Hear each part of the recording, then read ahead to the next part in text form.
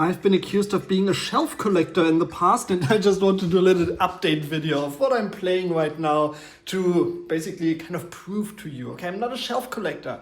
I did this big video of me collecting every Wild Arms games a month ago now, maybe 1.5. It's been a while since my last video. And since then, I have actually played through and finished Wild Arms 2. And this one is a gigantic step over the original Wild Arms, which I thought was alright, pretty good. I was disappointed that the Western themes didn't really come through too much. It was more of a generic fantasy RPG after the first hour or so. And the second one, the story is a lot more engaging. I like the characters a lot more in Wild Arms 2.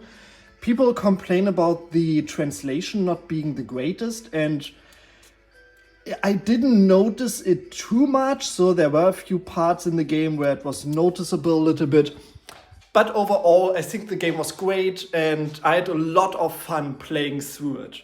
And right after finishing it, I thought, let's jump into Wild Arms 3. I never do this. I never play the next game in a series after finishing the previous one. I get burned out of them. And I decided, no, let's do this. So I'm in the Wild Arms mood. I want to play the Wild Arms series. And while I'm still in this mindset, let's burn through the games in the series. So I am playing through Wild Arms 3 on the PlayStation 2. Now, this is actually one of the games that I'm playing off a disc here. I'm actually playing my PAL copy of this because the PAL copies of Wild Arms 3, 4, and 5 actually support a 60 Hz mode. So unless what feels like 99% of the PS2 library, these are not gimped ports to Europe. So I didn't have to boot the US versions, and I'm playing this off disc. Kind of a blast from the past here, playing a game off disc. Usually you can see the Raspberry Pi right there. I usually boot my games over the network connection. I set my Pi up to be a little server, and then via FreeMac Boot I simply boot a backup of the US version to get the proper 60 Hz speed for these games. But these games support a 60 Hz mode. In general, the PAL version seem to be a little bit buggier than the US versions. There are a few crashes apparently, but only if you play in the 50 Hz mode, which I'm not doing. Wild Arms 3 has, I don't know, I'm in love. What I wanted from Wild Arms 1 and 2 was this nice anime western setting. And the first two, even though the second one went more into that direction, the first two never got there. Wild Arms 3, on the other hand, amazing, I tell you. Like, this is a proper Western RPG. And I don't mean like developed in the West, but a Wild West RPG. The gameplay is a lot different. I have to say Wild Arms 2 was very, very easy. I only had really a few difficulties with the very last boss. In Wild Arms 3, man, I'm dying constantly. This game is hard. The concept and the principle behind battle is a lot different. Wild Arms 2 was a lot more traditional. Okay, over the course of the story, you get your characters and you build up your party and they level up and so on. Wild Arms is known for having dungeons that have more of a puzzle aspect. So it's kind of Zelda-like. Okay, activate the switch with your boomerang and freeze this statue and light the candles, so on. So if you want a little bit of Zelda in your JRPG, Wild Arms is the series for you. They extended that to the battle system. Every battle feels more like a puzzle, and you have all the pieces. Unlike the first two games, you actually get your full party right in the beginning of the game. So you have everything you need to solve the puzzles.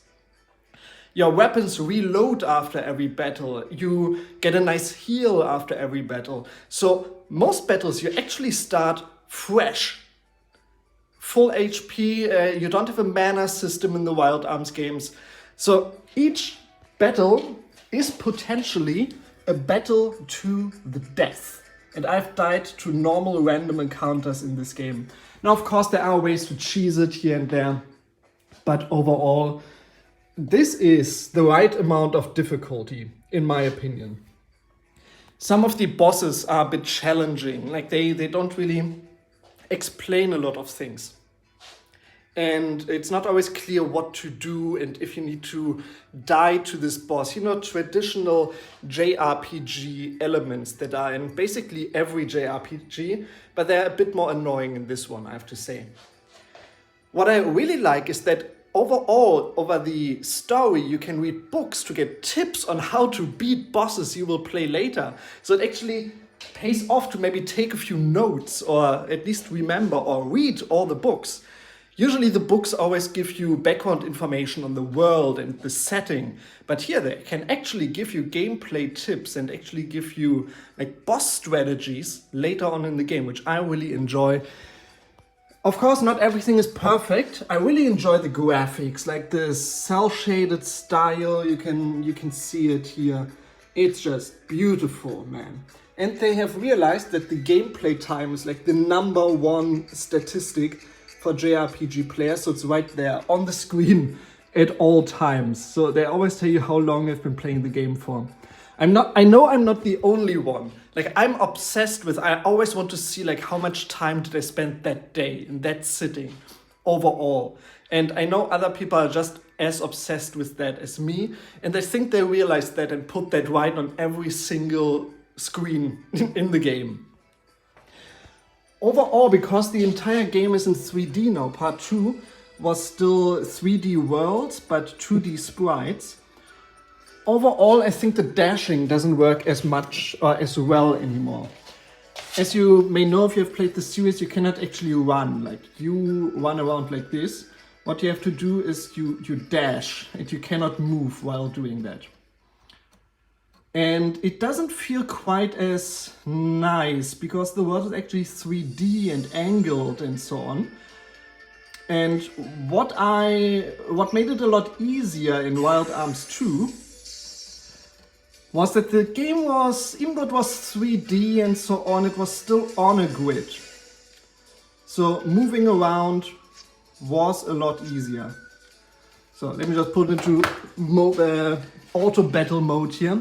I'm not very good at playing and talking at the same time. That's where I kind of cramp up and I can't do it anymore. And yeah, that's the battles. And except for the moving around and then the overworld exploration, they don't really give you too many hints. It's still like Wild Arms 2, where you have to use the radar to find locations on the map. You know, you don't see the towns on the map. You have to press a radar, and when you're at the right spot and you press the radar button, a town pops up. So that can be a bit annoying. And as is tradition in the Wild Arms series, there is no real healing. You cannot buy heal items. The heal spell that you do get is not the greatest, so you have to be very conservative with all your healing items and how you use them. That can be quite annoying to many people. I've gotten used to it over Wild Arms 2, and I hope I can use that knowledge now playing Wild Arms 3.